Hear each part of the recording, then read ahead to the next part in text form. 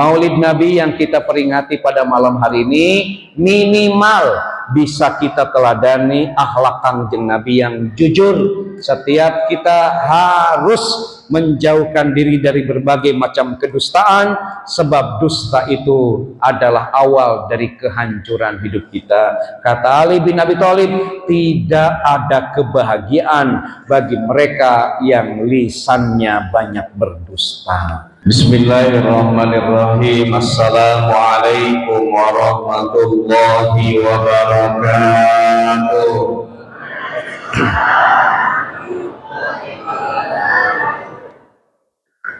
Alhamdulillahilladzi qad akhrajana tarijal fikri li arbabil hijab. Ashhadu an la ilaha illallahul malikul huda wa ashhadu anna Muhammadan abduhu wa rasuluhu alladzi la yantiqu 'anil hawa in huwa illa wahyun yuha. Allahumma shalli ala sayyidina Muhammadin nuril huda wa samsid duha wa badrid duja wa ala alihi wa ashabihi ahlit tuqa wan najah.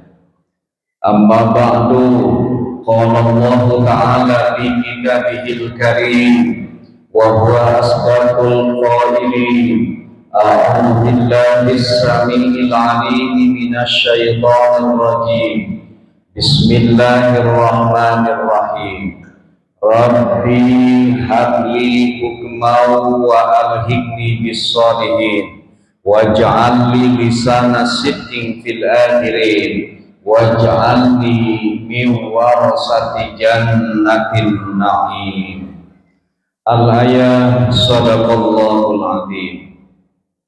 Al-mukarramun, para alimil ulama, para kiai, para ustadz, hadir di tengah kita semua, guru saya, mentor saya, sesepuh saya, Pak Haji Asep Abdullah, Pak Haji Asep yang satu lagi, beliau dulu ketua DKM, Pak Haji Asep Mulyana ya. Kemudian ada Pak Ustadz Otas, Pak Ustadz Robin, beserta Pak Agus, para sepuh, pilih sepuh semua. Insya Allah semuanya saya cintai, saya hormati, dan Allah muliakan. Hadirin wal hadirat rahimakumullah. Teristimewa juga pengurus DKM Al-Inayah, hadir Pak Ustadz Diki. Kita doakan mudah-mudahan Pak Ketua DKM malam hari ini yang sedang menjalankan tugas dari negara, Allah beri kelancaran dan Allah beri kemudahan. Amin ya Allah ya Rabbal Alamin. Daraman, ibu-ibu, bapak-bapak, siap mendengarkan tausiah? Sudah ada yang lapar? Belum? Ada yang ngantuk, ibu-ibu? Ada. Pilih ayah ibu-ibu nu ngantuk, mangga bobo tesabios. Mudah-mudahan tausiah saya jadi musik penghantar bobo ibu dan bapak semuanya. Bagi ibu-ibu yang siap mendengarkan tausiah, saya kasih pantun. Ibu kalau saya menyampaikan pantun, ibu ngejawabnya apa? Kurang kompak, jawabnya apa? Ada penyu main PS. I love you princess. Main PS di Cikini, kok prinsesnya banyak nini-nini. Sing peranjang Yuswa, ibu-ibu. Maulid Nabi kita peringati. Sejatinya menjadi momentum bagi kita semua untuk melakukan inner journey, yakni perjalanan ke dalam diri kita masing-masing. Selanjutnya kita melakukan muhasabah ala nafsi, introspeksi diri. Kemudian bertanya dengan intelektual honesty, sudahkah dari sekian maulid Nabi yang tiap tahun kita peringati, kita bisa meneladani akhlak Kangjeng Nabi. Kenapa? Sebab Allah berfirman, laqad kana lakum fi rasulillahi uswatun hasanah. Sungguh telah ada pada diri baginda Nabi itu suri teladan yang baik bagi kita semua. Jadi ibu bapak, Kangjeng Nabi itu teladan. Alhamdulillah kalau saya di rumah sudah jadi suami teladan, ya, telat makan edan, ya. Insya Allah bapak-bapak tidak ada yang demikian. Bapak dan ibu, di antara akhlak Kangjeng Nabi yang harus kita teladani dalam konteks kekinian dan kedisinian, kita makhum wal maklum bahwa di kita itu banyak sekali normalisasi akhlak yang tidak baik. Sebut saja di kita sekarang banyak normalisasi dusta, banyak normalisasi ketidakjujuran. Kita teladani Kangjeng Nabi, beliau itu adalah sosok yang jujur. Karena itu dalam kesempatan yang sangat singkat ini, karena akhir pengajian ini harus selesai pukul 21.30, ada sekitar 35 menit. Saya akan menyampaikan topik tentang bahaya berdusta. Mudah-mudahan nanti ada waktu untuk menjelaskan apa dusta itu.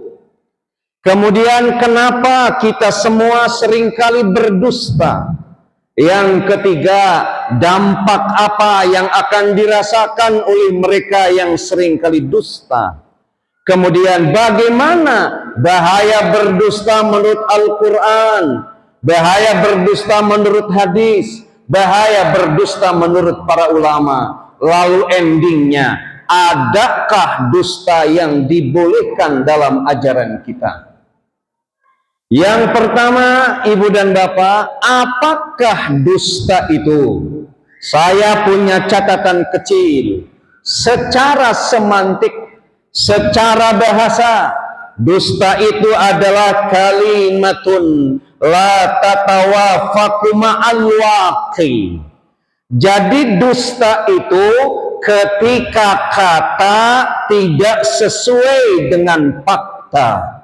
Coba ibu-ibu diulang, dusta itu ketika kata tidak sesuai dengan fakta. Katanya besar, faktanya kecil, itu namanya dusta. Katanya jauh, faktanya dekat, itu namanya dusta. Katanya panjang, tapi faktanya pendek, itu adalah dusta. Saya mau nanya, ibu-ibu yang hadir sekarang suka yang panjang atau yang pendek? Pertanyaannya jangan itu. Ibu-ibu tahu terminal di Bandung namanya apa? Lewi Panjang. Kalau terminal di Bekasi namanya apa? Pondok Gede. Ibu suka terminal di Bandung atau di Bekasi? Dua-duanya.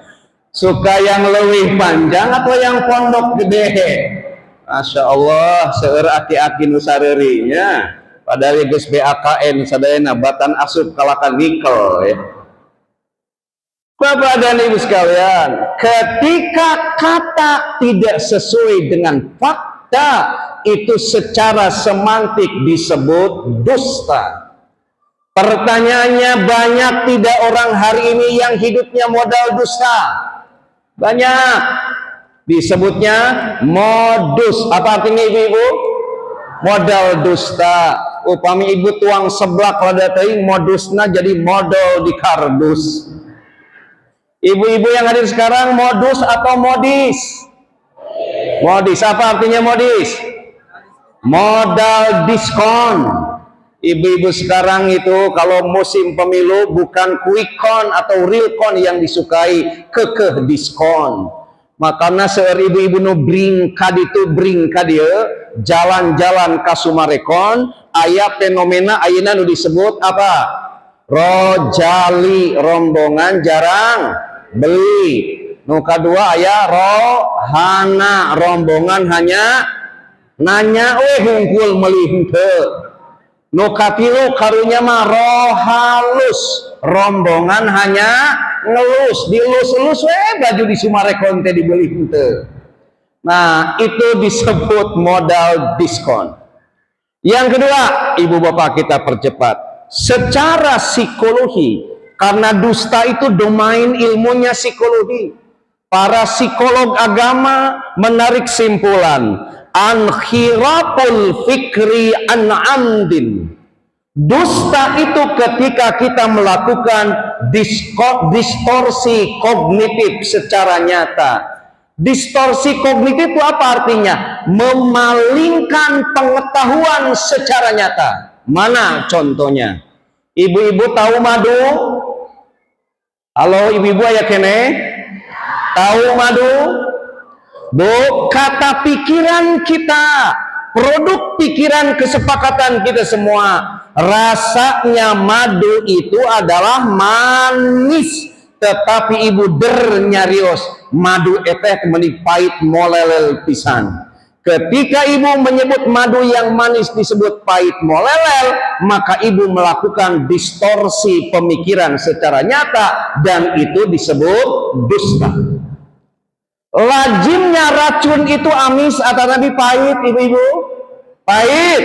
Dan ibu narik simpulan dan ibu berkata-kata racun itu amisna menikareut pisan. Nah, itu namanya dusta. Jadi dusta itu adalah memalingkan kesepakatan pemikiran secara nyata dan itu disebut distorsi kognitif.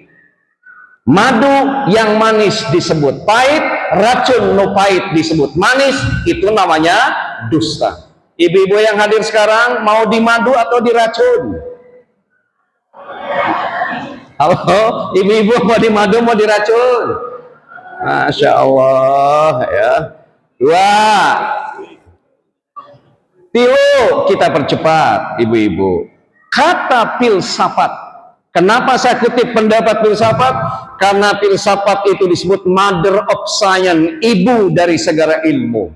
Kata para filosof, Raddul haqqi wasidki, dusta itu artinya ketika kita melakukan penolakan terhadap kebenaran. Hadir kebenaran Al-Quran ditolak, itu namanya dusta. Datang kebenaran hadis dari Rasulullah ditolak, itu namanya dusta. Hingga kita kadang sok pipilih neang nuleuwih koceprat menang nu pecah. Ari oray-orayan dibeli, ari oray beneran dipaehan. Nu bener sok disalahkeun, nu salah sok dibenerkeun.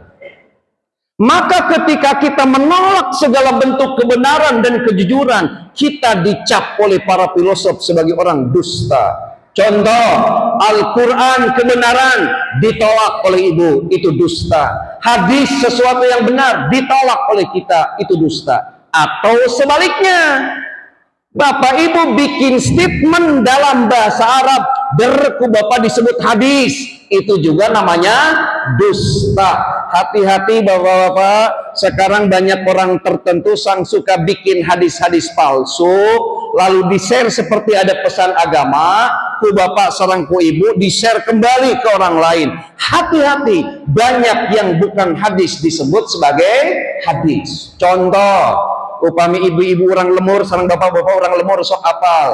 Bapak bikin kalimat gini, id anam yaro id hawas, itu adalah hadis.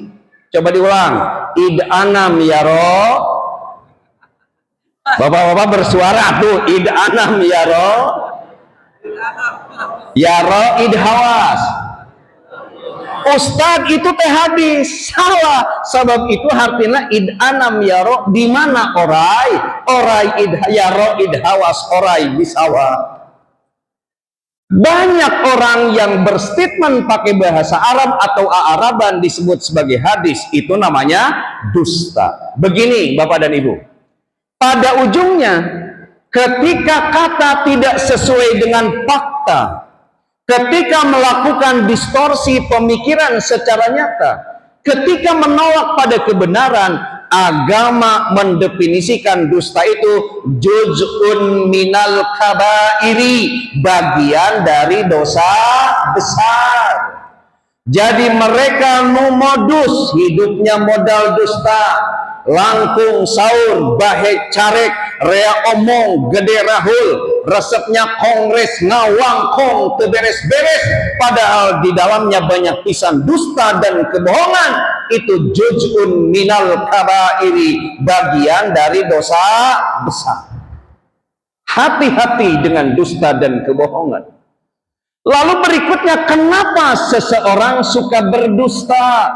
Kata para ahli psikologi agama disebabkan dua faktor. Satu, al-awamilud dakhiliyah. Seseorang bisa berdusta itu karena faktor internal.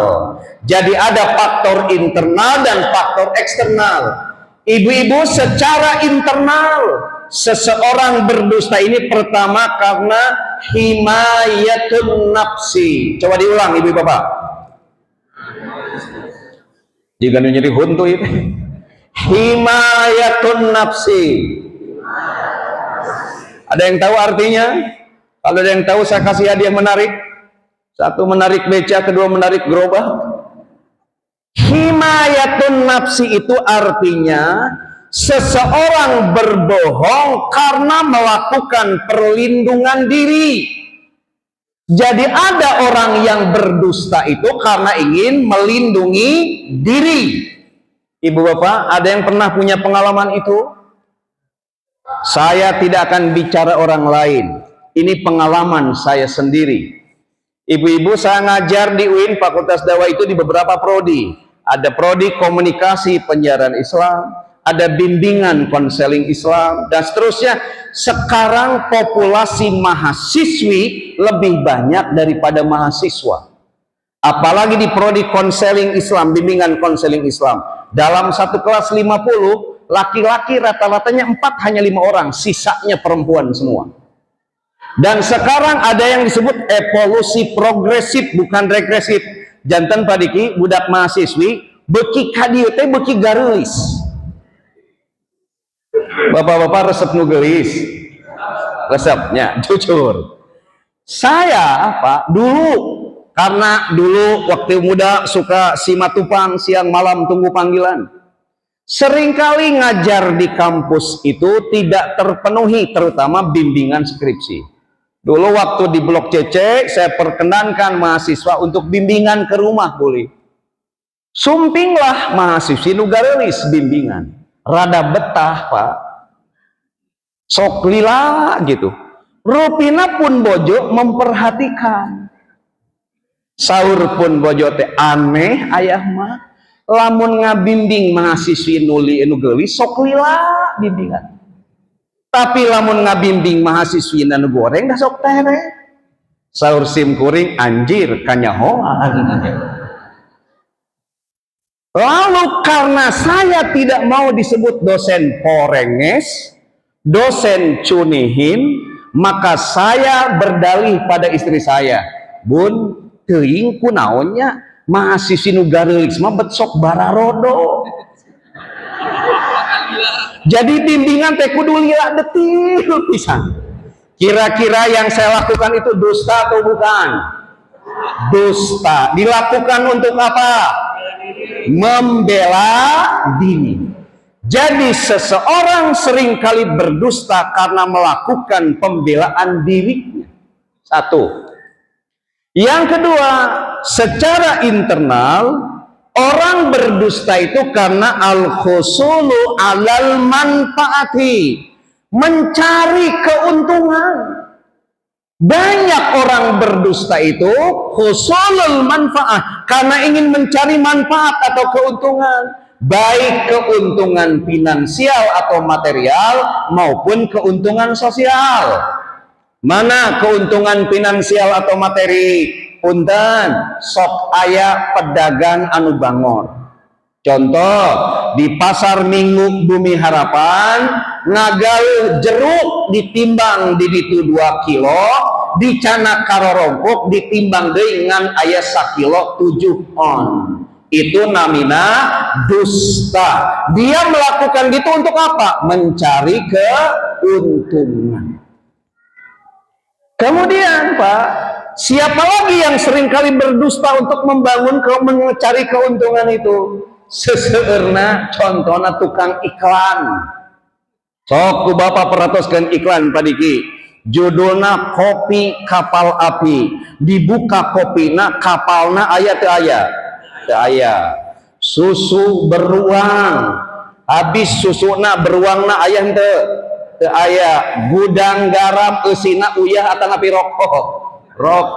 Sarung gajah duduk, dibuka sarungna gajahna aya henteu? Nu aya naon? Abudi tulalena hungkul. Banyak dusta itu untuk mencari manfaat, dan banyak pula orang berdusta untuk mencari manfaat secara sosial. Punten, musim kontestasi elektoral banyak sekali para pejabat yang duduk hari ini dulu modalnya dusta. Dibuka 19 juta lapangan pekerjaan, pret anjir. Orang berdusta karena mencari manfaat. Kedua, yang ketiga, ibu-ibu, secara internal. Kenapa kita seringkali berdusta? Saur para psikologi agama, bina'u suratid dati, itu dilakukan untuk membangun citra diri. Orang berdusta itu rata-rata karena ingin disebut hebat. Orang berdusta karena ingin disebut keren. Orang berdusta karena ingin disebut dia itu mantap. Mana ibu bapak contohnya? Sekarang gubernur kita Bapak Aing nuju viral luar biasa, hingga banyak penduduk Indonesia sekarang yang terdedi-dedi. Jadi pusat kesadaran hari ini karena ingin disebut hebat. Ujug-ujug jalmi nyarios Dedi Mulyadi teh sumpah babaturan saya keur di SMA anjir. Mun ngurek nage ka sawah bareng jeung saya. Ingat harita saya nganter keur bobogohan ka Cekokom. Ada orang yang ngaku dekat dengan KDM karena ingin disebut apa? Ingin disebut hebat, punya citra diri dengan pejabat. Banyak Pak orang hari ini asal hidungnya mancung, rada wajahnya mirip-mirip Yaman, karena ingin punya citra diri orang soleh, mengklaim diri sebagai duriyah Rasulullah, keturunan Rasulullah SAW, padahal faktanya bukan duriyah Rasulullah. Kenapa dia berdusta seperti itu? Bina'us suratidati, karena dia ingin membangun citra diri sebagai duriyahnya Rasulullah. Kira-kira nukatilu ya bahaya atau tidak? Bahaya. Bapak dan Ibu sekalian. Yang keempat, kita percepat, Ibu Bapak. Kenapa seseorang bisa berdusta? Secara internal, seseorang berdusta itu kata para ulama karena adatun, karena kebiasaan. Mereka yang punya habituasi ngawadul, ngabohong, berdusta, selamanya dia akan berdusta. Mana contoh kebiasaan dusta yang berbasis pada kebiasaan? Contoh, ibu ditelepon kure rencangan ibu, da ibu ada bering kali itu bering kali ya, cek buru ditungguan, cek ibu mah OTW, padahal karek hudang sare. Itu kebiasaan. Ditungguan deui cek geus di mana? OTW TKP. Ternyata artinya oke tungguan wae TKP. Bapak dan Ibu sekalian, yang paling bahaya itu adalah adatun, kebiasaan. Dan kata psikolog berikutnya, ittirabatun nafsiyatu, seseorang secara internal karena gangguan kejiwaan aya nu disebut pseudonomia fantastika. Dia itu merasa indah kalau berdusta, merasa keren kalau berbohong, hingga ketika melihat satu objek ini saja dia punya sekian banyak versi bohongnya. Gitu. Ketika lihat kopi saja dia punya sederet kebohongan tentang kopi itu. Itu pseudologia fantastika. Dia merasa indah, merasa ada ketika dia berdusta. Ustad, kopi itu kapungkur pun aki gaduh kebon 5 hektar, padahal teboga sahektar acan. Kopi etate digiling na Ustad ngange mesin produk di Jerman, padahal can pernah nyaho kumaha produk untuk ngagiling kopi itu. Nah, Bapak dan Ibu sekalian, banyak di kita hari ini orang yang berbuat dusta itu disebabkan karena faktor-faktor tadi. Yang kedua berikutnya, ibu-ibu, kenapa kita berdusta? Itu disebabkan karena al-awamilu al-kharijiyah, karena faktor eksternal. Jadi banyak orang berdusta itu disebabkan karena faktor dari luar dirinya.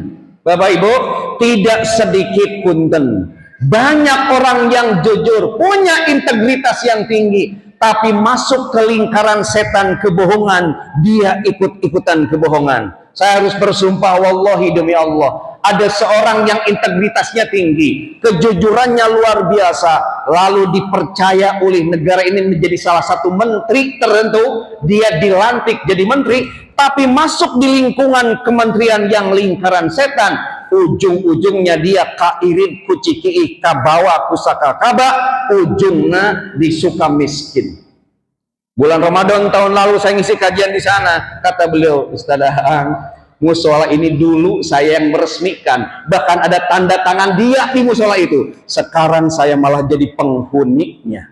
Kenapa? Orang yang punya integritas sekalipun kalau lingkungannya tidak baik, itu akan terbawa tidak baik. Maka kata para ahli ulama ahli psikologi, ibu bapak, faktor eksternal yang seringkali mengkonstruk kita menjadi orang bohong, albina utasafuliyatu, yakni lingkungan yang permisif. Nukumaha Bapak Ibu, lingkungan yang permisif itu lingkungan yang mentolerir kita melakukan pelanggaran-pelanggaran, lingkungan yang menghajatkan kita cari aman, lingkungan yang mendorong kita cari untung. Jadi budaya permisif itu artinya gini, budaya cari aman. Punten, saya mau tanya pada ibu-ibu. Ibu-ibu, kalau laki-laki dan perempuan yang belum muhrim, boleh tidak bergandengan tangan? Boleh tidak? Tidak boleh. Pertanyaan kedua, ketika ibu diangkot, lihat anak SMP, laki-laki dan perempuan pegangan tangan, ku ibu dinasehati atau diantap? Diantap. Kenapa tidak dinasehati? Mung ribut cek ibu leres. Kenapa tidak dinasehati? Mung ribut karena memang faktanya saya ngalamin di angkot ada anak SMP laki dan perempuan pegangan tangan, saya nasehatin maliknya ngangang kuma aing lengen aing sagala nabobogaan aing, nah abet ikut-ikutan ribut, nyeri hati ente bu, sakit hati. Tapi kalau mereka berdua dibiarkan gitu, dosa tidak kita? Dosa. Jadi banyak di antara kita yang berbuat maksiat, anak-anak kita sekarang fenomena hamidun. Hamidun tuh hamil di luar nikah, itu laksana cendawan di musim hujan.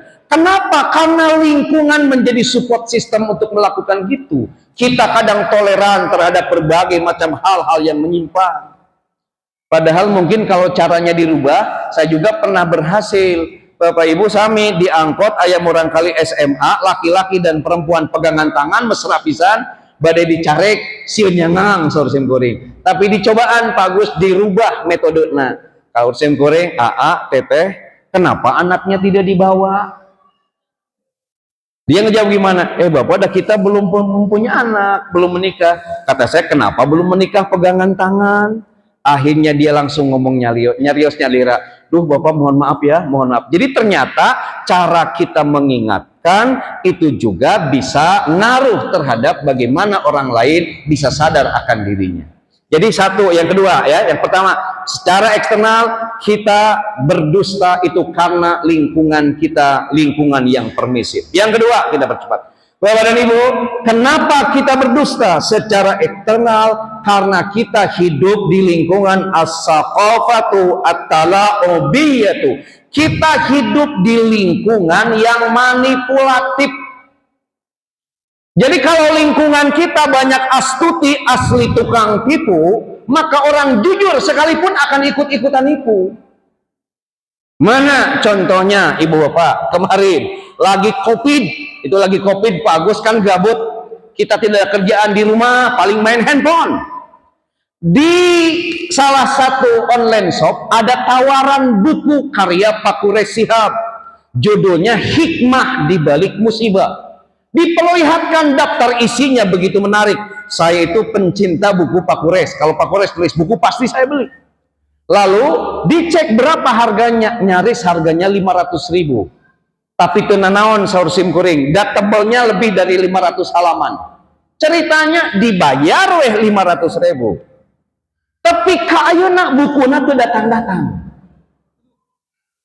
Kenapa bisa demikian? Ternyata saya dan teman-teman lain di kampus ditipu oleh mereka yang online shop itu. Seolah Pak Quraish nulis buku judulnya Hikmah di Balik Musibah, padahal Pak Quraish Shihab tidak pernah nulis buku itu. Berapa yang korban di Indonesia karena iklan buku itu? Kalikan 500.000. Yang keren Ibu, judul bukunya tuh Hikmah di Balik Musibah. Bapak dan Ibu sekalian, lingkungan yang seperti itu nanti akan menghantarkan orang jujur sekalipun dia akan melakukan hal-hal yang tidak jujur. Kemudian yang ketiga, secara eksternal, kenapa kita seringkali berdusta? Itu disebabkan karena tekanan sosial. Jadi realitas sosial menekan kita untuk berdusta. Punten, ini mah contoh, ini contoh. Ibu-ibu, dulu tahun 93-an, lazim di rumah di komplek itu, di depan pintunya itu kan suka ada papan nama, leres teh kapukur mahnya, sim kuring ka Cipadung, bade bimbingan ka dosen, aya nami dina panto tuh, Profesor Dr. Haji Apip Muhammad MA, dijeblageun dina panto itu. Nyaris seperti itu. Tiba-tiba ada orang yang sukses secara ekonomi, tapi dia minder kusabab tatangga nabuga gelar, dia tidak punya gelar. Dia itu hanya apa namanya tuh sopir angkot, bandar angkot lah gitu. Maka dia nulis namina Maman Surahman, nulis di papan nama di depan rumahna IRHU Maman Surahman SH atau Maman Surahman MSC. Ai cek dulur nate, maneh kuliah di mana ieu loba gelar IRHU? IR-nya lain insinyur tapi singkatan, ini rumah, hakna lain haji tapi hasil, U-na lain ustad tapi usaha, MSC-na mantan supir cilnyi. Jadi dia melakukan kebohongan karena ada tekanan sosial. Era tatangga na baroga gelar, manehna teu boga gelar. Era pejabat nu lain boga ijazah, manehna teu boga ijazah. Akhirnya dia melakukan dusta. Bapak dan Ibu, berikutnya, apa yang akan dialami oleh mereka yang senantiasa berdusta? Satu kata, kata para ulama. Mereka nurea omong gede raho langkung saur bahe carek, ujungnya kilatul haya. Coba diulang dulu Bapak. Kilatul haya itu hilang rasa malu berbuat dosa. Sedikit rasa malu berbuat dosa. Karena hilang rasa malu berbuat dosa, segala cara ia halalkan. Hareupeun ditajong, tukangan ditoker, hanapun dijejak. Kalau perlu orang lain dibunuh, susah dibunuh fisiknya, dibunuh karakternya. Segala cara ia halalkan demi ambisi, keinginan dan kekuasaannya. Hilang rasa malu dia untuk berbuat dosa. Kan ibu-ibu kantos mungkin nonton infotainment, gening aya budak buleud ujug-ujug ngasih statement di infotainment. Kumaha statementnya? Saya itu bukan ani-ani tapi simpenan pejabat. Ani-ani no simpanan pejabat, yes, teboga ka era. Makanya pantas gening orang Sunda sok aya laguan, tai kotok, tai lantung, tai meri, lalakina, mojang montok beteng melenung, teu pugu. Sing kompak bapak-bapak sekali-kali dinya. Tai kotok, tai lantung, tai meri, lalakina, mojang montok beteng melenung, teu pugu sa. Kasihan Pak Imron nggak ngerti. Rada ruping ya. Bapak dan Ibu, dia hilang rasa malu. Makanya pantas konon katanya Pak ada dongeng, ini mah hanya dongeng. Konon katanya setan itu pernah mengajukan pensiun dini ke Gusti Allah. Cek setan, Gusti abdi hoyong pangsiun jadi setan. Saur Gusti Allah naon maksud sia?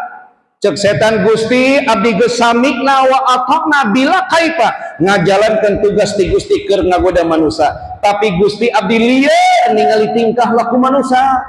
Saur Gusti Allah, lieur kumaha? Gusti di setan mah teu aya setan anu memperkosa setan. Di manusia mah guru memperkosa muridna.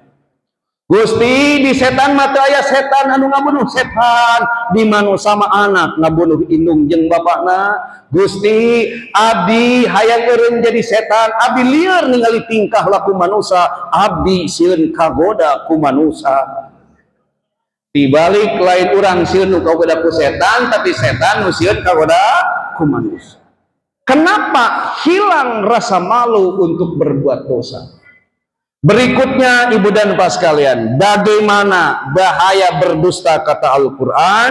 Kita persingkat saja. Di Az-Zumar ayat 3 kata Allah gini, Innallaha la yahdi. Sesungguhnya Allah tidak akan memberikan hidayah. Allah tidak akan memberikan petunjuk kepada siapa?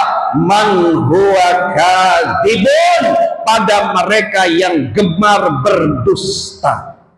Bapak Ibu, hidayah itu adalah sesuatu yang sangat mahal. Punten di antawis penduduk Bumi Harapan, atau mungkin lebih spesifik di antawis para ustadz, yang dapat hidayah di Bumi Harapan itu hanya saya. Kenapa? Sebab istri saya namanya Nurul Hidayah. Nyuhunkeun doana ibu bapak dinten ieu anjeunna ulang tahun, mudah-mudahan sing panjang yuswana, amin ya rabbal. Seharusnya yang ceramah di sini itu adalah beliau, karena istri saya backgroundnya adalah penceramah, ya. Tapi karena mungkin suaminya ceramah, dia mundur di si cuemina eleh ku pamajikan anak. Alhamdulillah sudah sabar menahan diri, araratul ketika mendengar ayat ceramah teh goreng pisan kata beliau. Ibu dan bapak sekalian, bahwa hidayah itu adalah sesuatu yang mahal. Mana buktinya mahal? Satu, pada saat sholat hidayah itu kita pinta. Nyaris dalam setiap rakaat itu banyak. Pertama, pada saat Bapak membaca Al-Fatihah itu ada doa. Gimana doanya? Ihdinas siratal mustaqim, ya Rabb, berilah kami, tunjukkan kami pada jalan yang lurus. Apa jalan yang lurus itu? Hidayatut taufik, yakni hidayah dan taufik. Dua, ibu bapak, pada saat duduk di antara dua sujud kita berdoa gimana? Yuk berdoa bersama-sama biar nggak ngantuk. Rabbi li warhamni burni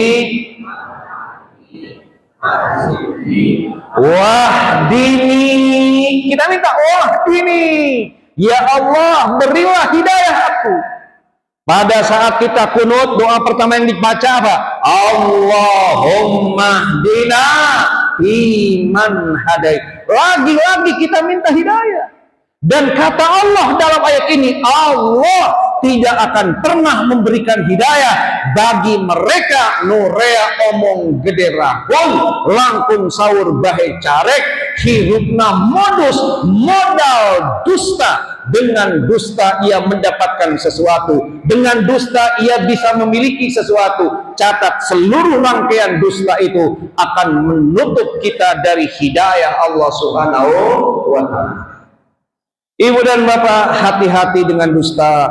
Rasulullah Shallallahu Alaihi Wasallam juga bersabda bahwa kata beliau, ya, wa iyyakum wal kadhiba. Sejatinya kalian menjauhi dusta. Kenapa? Apa? Innal kadiba yahdi ilal fujur. Sesungguhnya dosa itu apa? Dusta itu akan membawa kita pada berbagai macam keburukan, dan berbagai macam keburukan yahdi ilan nar, itu akan menghantarkan kita ke dalam neraka. Jadi dusta adalah jalur fast track kita menuju neraka. Lalu pertanyaan berikutnya, dusta apa yang dibolehkan dalam Islam? Ada 3, Pak.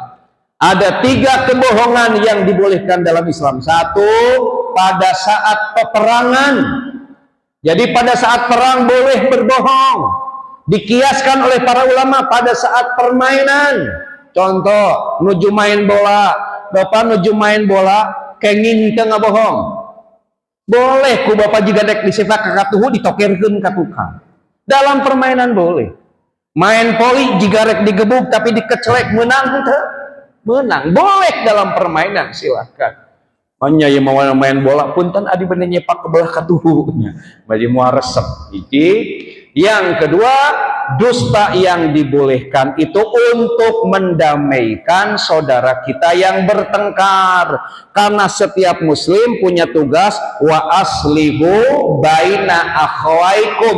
Kita harus mengislahkan saudara kita yang bertengkar. Aya misalnya si A sareng si C nuju pasea. Ibu bapak nyarios kasih A cek si C teh bager pisan padahal teu pernah nyarios gitu. Lalu kasih A cek si C teh manis pisan bager pisan. Boleh berdusta kalau ujungnya untuk mendamaikan. Yang terakhir, ibu bapak, boleh kita berdusta untuk menyenangkan pasangan kita masing-masing. Boleh berdusta. Makanya pun bojo itu tukang ngabohong gede wadul. Saur pun bojo, ayah kamu teh meuni ganteng pisan, pas ngeunteung anjir goreng. Boleh Pak. Jantan upami bojo bapak hideung tong disebut hideung ya. Boleh. Untuk membahagiakan keluarga boleh.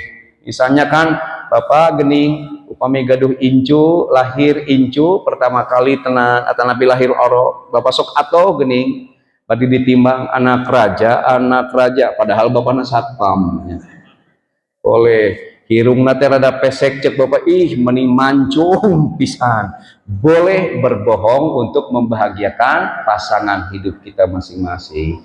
Ibu bapak, agar kita mengerem diri untuk tidak berdusta, hadirkan Allah dalam diri kita, bahwa Allah itu la ta'khuduhu sinatu wala naum. Allah itu tidak ngantuk dan tidak tidur. Beda dengan bapak sedikit-sedikit ngantuk, sedikit-sedikit tidur. Aina tos katawis dina wajah sareng dina socana tos hoyong wabillahi taufik wal hidayah.